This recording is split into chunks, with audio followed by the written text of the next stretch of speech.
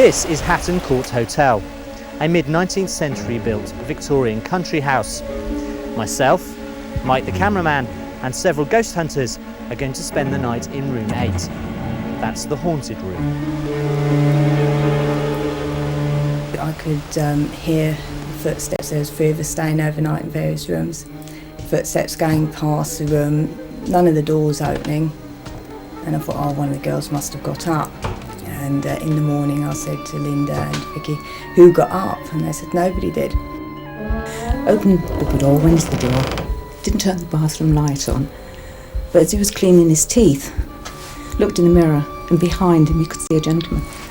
At 9 p.m. it was time for us to begin our vigil. We viewed the room that would be our home for the next 12 hours. It was cold, and something did make you feel quite uneasy.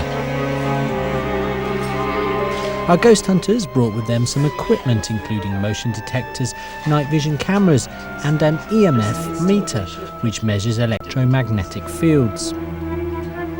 By 11 p.m. the room started to experience cold spots, and within the hour the EMF meter began to go off the scale. When we got there, we all felt a presence. I mean, I particularly felt really, really cold, and obviously we've had the temperature problems I've had all night, being 10 degrees cooler than everyone else. The whole team, felt something there. I definitely felt something. One well-recorded phenomenon is drop in temperature, very noticeable that people mention. The whole atmosphere can change in a place.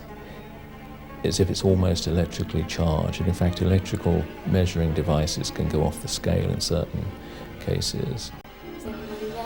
At midnight it was time for us to hold a séance. I must admit at this point the atmosphere in the room had become quite heavy and oppressive, and I wasn't sure that this was such a good idea. Whatever made contact gave us a date of 1850 and told us to look at a picture in the dining room of a young girl. I think if I was actually in a room on my own and something appeared in front of me, I think I would be pretty freaked. But when we all work together, we try and ensure that doesn't happen. Room 8 was beginning to get to me. The hairs, not only on my head, but my back, my arms, and my legs too, all rose up. We experienced more drastic temperature changes, and lights would switch off by themselves. Was this just my imagination, or was there something really happening? If there's an expectation there, you're much more likely to see a ghost, because we tend to see what we want to see.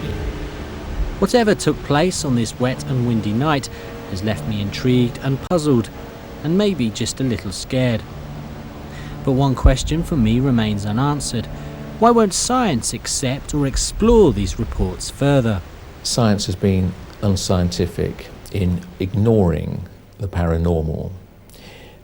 Of course, it's probably got good reason to, because it is going to upset the scientific apple cart. Damien Thomas, just a tiny bit scared for Meridian Tonight.